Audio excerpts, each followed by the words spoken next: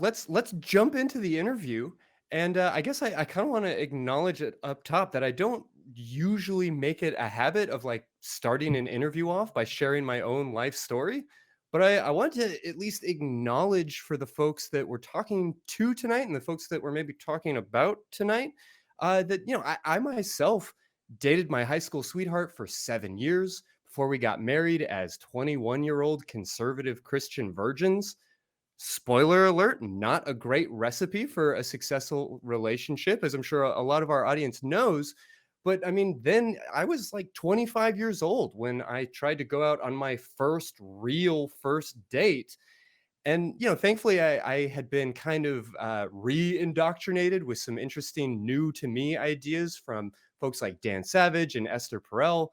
But honestly, I think it could have been pretty easy for me to have fallen into people like Ben Shapiro and Ross Jeffries.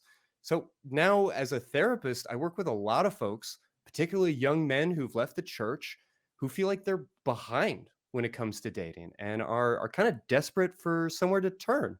So, Emma, I was hoping you could talk to us a little bit about how common and maybe tempting some of the ideas that we're discussing tonight can really feel when you find them out in the wild.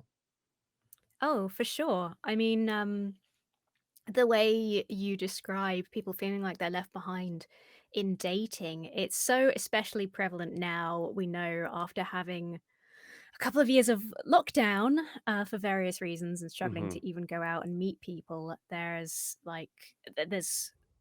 huge amounts of people that feel that kind of left behind nature. It's interesting because where it becomes kind of this advantage taking manosphere side of things is that the age gets brought down and down to the point where you see like 13-year-olds thinking that they should have had dating experience by now and that they're Yeah. feeling left behind. It's definitely something that is more prevalent on the internet, but, I mean, this has been, I guess you'd say, kind of the game, Neil Strauss kind of popularized or repopularized the idea of the dating game, and sort of relit that fire of the manosphere, and I think that was, like, 2005, and since then, it's just, like, skyrocketed with more people staying at home and, yeah, finding it harder and harder to get out and meet people and just, yeah, feeling that gulf of being left behind. Yeah. Yeah, I hear that. Well, so can you then walk us through a little bit about what you mean when we say manosphere or some of this like red pill culture kind of stuff? Sure. Well, red pill is a term that's kind of been taken over. I think most people probably know that that's been taken from The Matrix, which is always a fun thing because it's a movie by two trans women that is a trans allegory. It's been taken by this group to mean this very kind of gender binary, sort of patriarchal, kind of sexist vibe. I'm so So glad the that you idea of brought red that pill up. based on that, Yeah. it's Like one of my favorite things to remind people who use the term red pill. a great Uh, self-own. It's just yeah. But yeah, so per the Matrix, the idea is that red pill is the reality that people don't share, that people don't tell you, and that reality tends to revolve around kind of biological determinism. It is very gender binary. Men need to do X, Y, and Z and be X, Y, and Z because women are only interested in men who are like X, Y, and Z.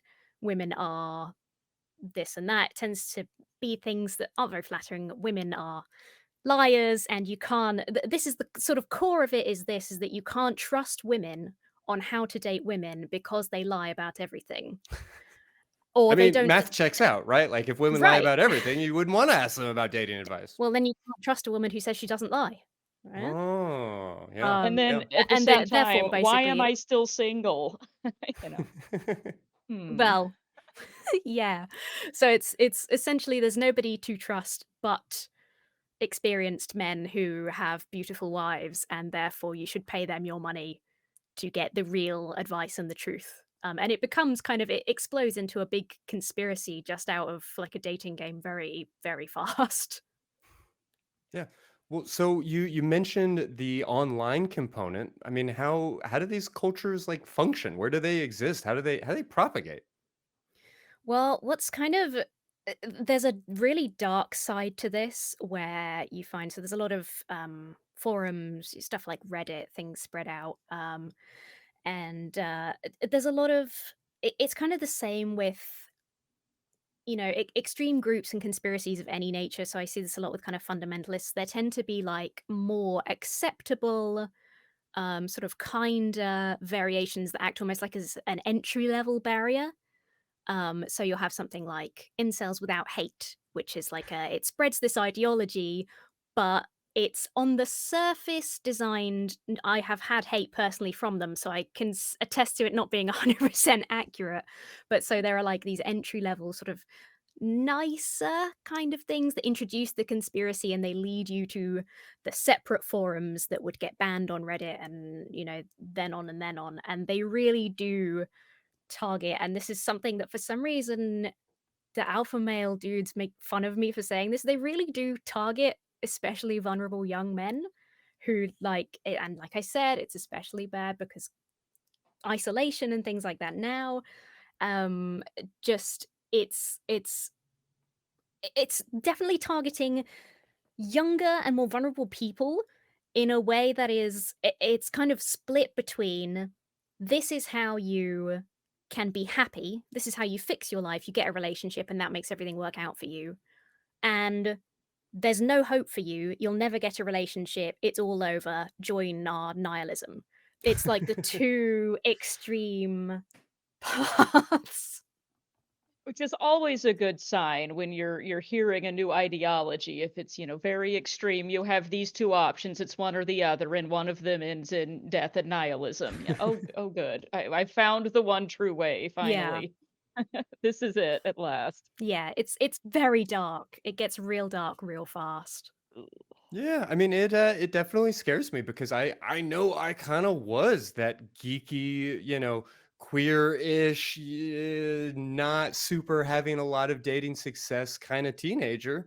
Was really shy, and now I've got a 14-year-old who has a lot of that same kind of awkward shyness to him. And I wonder how people get sucked into these kinds of things. I mean, outside of, staying off of Reddit, how do you even prevent something like that? I mean, the best like solution is always preventative measures, right? So Sure. if you share the fact that this culture exists and that what they are peddling is more or less pseudoscience, then when people see it they'll be less inclined to sort of fall for it. But it is hard because like I say, when they're drawing people in so young, it's hard to know what to look out for. I mean, a lot of it, it's difficult to give advice because so much of it hinges on families not giving their kids a really insular, isolated upbringing, and things like that Mm, can be really influential. Um, it just honestly, it's one of those things where it's like if you just if you if you are willing to be friends with women, that will give you a huge advantage because you'll understand that they're people. If you grow up very isolated and go to an all boys school, you only see girls on these rare occasions and they're like these magical other creatures, then it's just going to be a lot easier to hear these stereotypes about women because you don't know them as a people. mhm. Mm. Yeah, no, I mean, just having a diversity of friends, I think, is good medicine. But yeah, I feel comforted on that. I think we're in good shape. Yeah. Well, and I love how you pointed out that, this is based largely in things like pseudoscience. And you mentioned earlier, the whole red pill thing is based on a obvious misunderstanding of the source that term came from. But so what are some of these fundamental like philosophies and sources for these ideas that are getting shared around here in the manosphere and these forums and Reddit and everywhere? Well, it's become very as it's become this big bulbous mass, it's become very split. Like I say, back in the day it was a lot simpler because you had these writers doing pickup books, and it was a very straightforward kind of, this author says to use this technique to get women or whatever. Now there's a lot more, because it gives legitimacy, it lends legitimacy to the kind of theories. There's a lot more using statistics and papers. One thing that I see all the time is using statistics from apps like Tinder as an example of how men and mostly women behave in dating. Hmm. And that is a great example of just horribly skewed data, because it's a dating app. It's a Right. dating app with like, I think it's like 70% women to 30% men or something like that. So, and it's not balanced. And it's an app most people use for hooking up rather than relationships as well. So it's a really, really skewed data point, and that is applied constantly to this is what human beings are like and have been like. There's a lot of there's a lot of amazing uh so much of it is very fundamentalist Christian as well, which is Hmm. quite Mm, bizarre. Um but very much it's, well, this is the way it has been throughout history, and then it's applying kind of biological determinism of women are the small, frail, they want you to be bigger than them and look after them, and they shouldn't have a job, and it becomes very classic like patriarchy, and I Hunters have and seen. gatekeepers yeah. and that Yeah, whole, yeah, yeah. exactly. Who was the hunter gatherers or whatever. Oh And Lord. yeah, I see the Bible used as a source like more frequently than I think you would expect. Yeah, that doesn't surprise me actually. I can see how it would be really easy to fall into that if that is someone's religious background. That's going to be just another way for them to easily slide into that, like you said, thinking, "Oh, this all sounds familiar. This sounds right. The rest of it must be good too. Let me go to the next step and the next conclusion that they've come to because you're so comfortable with the premise to begin with." And I mean, let's face it, sounds like the Mhm. sort of the basic underlying ethos of both of these ways of thinking are, misogyny and, you know, ultimately violent, uh, particularly to non-male people. So yeah, that tracks in my mind, unfortunately. And so, speaking of which, we do kind of tend to think of this space as being, primarily populated by this angry, young, middle class white man. Is that accurate? How accurate is that? No, it's not totally accurate. I don't think. I think in many cases we have to think about who finds it easiest to become a popular voice on social media and Mm. YouTube and things like that, and that Mhm. tends to be young white men. Um, a lot of the time, it's interesting bringing up the sort of like middle class white male as a figurehead, because there is like a genre, a side, a part of the kind of red pill theory. I feel like this is something that I know too much about, and it will never go from my brain. I can't. I've lost so much useful information to know this. But there's a sort of a phrasing or whatever that is called JBW, just be white. And part of the ideology is that white men are supposed to just be inherently more appealing to women. And so a lot of the forums Oh. are populated by non-white men who feel very hard done by genetics, by race, and that's like there's like a weird racism sort of drawn into this. Although the idea is that it's, I guess, women who are racist or whatever it is. Right.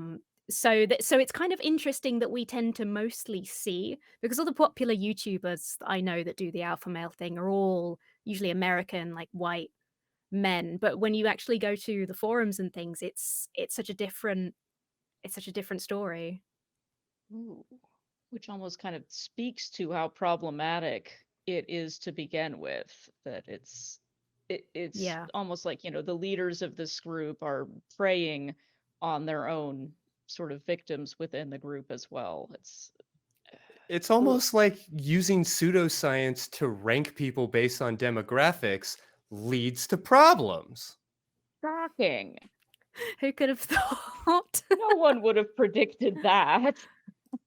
So, speaking of ranking people with pseudoscience, how are women impacted by this movement? And are there women who are involved in it or sort of come to take part in it? Yes, there are. It's very, I mean, the ways it impacts women primarily is sort of the obvious, uh, the red pill sort of philosophy comes with a lot of misogyny. And so there's a lot of, sometimes when I was talking earlier about how dark it gets, a lot of the time, real life violence can be linked to members of incel forums and things like that. So it can have real world impacts in a very devastating way. It also, so there's a sort of branch of, there's a branch of incels known as femcels, which is essentially the same ideology but for women, but females because they've got to be called females in this group. Um, Of it's course. very hard to tell how much is because I've seen a lot of it debunked as uh, men essentially pretending to be women, but there is definitely a core there of women who essentially feel the same way. They feel hard done by, left behind. They struggle to date. They struggle to find anyone they kind of feel is good enough or suitable for them. But that group is born out of a frustration at the male red pillars saying women have it easy. This is all our struggles. There's sort of an equivalent women's group that's like, no, we have these terrible struggles too. Everything is terrible. And it's a lot smaller. It's still horrible and very sexist in both ways, but it's definitely less prevalent and sort of, I don't know. It's I don't want to say violent because that kind of ascribes to the whole collective something that I think is a bit over the top. But it's less combative, I will say, the sort of femcel side. It's more of a that's feels like more of a I'm very grumpy complain within the group, whereas the kind of incel red pill side of things is more well, some of it's more active. A lot of it is just it's over, I'm sad, but the majority of it is much more active and loud than I found any of the female kind of equivalents. And Now so I'm are saying the female. no, it infects your brain. No. um, so are the fem cells, do they like consider themselves like a part of the same movement? Would they have points of agreement with the incels and the red pillars, or are they like opposite ends? They don't like each other either. Yeah, I mean, can we not just like throw a mixer for the incels and the Yeah. Right. femcells and then make little nudge, nudge, nudge? Right. We found the That's what you would solution. think, and it's been kind of suggested and joked about a lot of the time, but the only instances I've seen of them sort of discussing each other is just totally like combative. Again, each group thinks the other one is completely wrong because They're the no, men problem. don't They're the problem. understand how hard it is for us, and they're like, no, women don't understand how hard it is for us, and they just won't. And each group, because a lot of it is ascribing, an actual rating to people's appearances, which we know is subjective, and it gets into a whole weird. It Never starts you off doesn't on the lead to wrong foot. something weird. Whether It we're always talking leads about to like something the weird and inside of a bad. bathroom stall or whether we're talking about like proto Yeah. Facebook, like whatever it is, if you are ranking people based on appearance, you're going to get in trouble. It goes bad. But a lot of that kind of primary ideology is around, it's called, gosh, what's it called? Now, because you've mentioned Facebook, I want to say like face smash. It's it's your Passer match, smash or like some of your those kind of looks hot or match. not. Yeah. It's your Looks. looks match. So basically, everybody has an appearance scale. So I don't know, you'd be like a Quotient. 4, and if you're a 4, you should date the equivalent 4. And each group, the femcells and the incels, has a very skewed idea of what is a 10 versus a 1. So each group thinks that the other group isn't good enough for them and vice versa. Mm-hmm. So it's very interesting. If you're ever feeling bad about yourself, some of the incel forums, the kind of people that they will call like a 3 are like some of the most gorgeous celebrities you've ever seen. It's really like a confidence booster. Yeah, I mean, I Wow. honestly think that that whole notion of somebody being out of your league is one of those ideas that we can just go ahead and put a red sticker on because it kind of belongs in this world. I know that that's Mhm. something that gets very much out into the wild as something that we kind of normalize as a concept, and it's so fundamentally flawed. And then even if you are holding it very loosely, it's very problematic. Yeah, yeah, massively. Yeah. So I know that a lot of these ideas are not exactly new. And, Christian culture as well as red cell culture and a lot of these other things are kind of feeding off of each other. But how prevalent are some of these like specific ideas that some of this incel language and framework in our everyday culture and life? Well, it's difficult to say because it does draw from so many, different sources. A lot of the kind of biological determinism side I have seen and heard out in the real world to like a surprising degree. I've been I've been in the office with a male colleague who's said like it's surprising that there are women here who are editors because women aren't usually interested in technology, and like that's all these little pieces that kind of feed into this ideology. It is definitely one of those things, and I always like to flag this when we're talking about red pill and stuff because it is very performative, Mm, and hmm. it reads much scarier and darker and more sinister on the internet because it's very a lot of these forums are about, especially because a lot of them attract teenagers, a lot of it's about being edgier than the next person, the Mm, darker things you can say, the cooler you are on this forum. A lot of the incel forums specifically have a lot of gatekeeping, and if you're not to this certain level of sort of sexism, then you're not a real incel and things like that if you don't hold these certain outrageous views. So I think it is good to remember that most people aren't anywhere near that extreme in real life, which is a relief. But on the other hand, you do then have the occasions where it will pop up in the news that someone has been out somewhere with a weapon and done a lot of harm, and hmm. they have coincidentally been a member of all of these kind of red pill manosphere forums. And I think it's not wise to ignore that that is a thing either. Mm. Fair to say.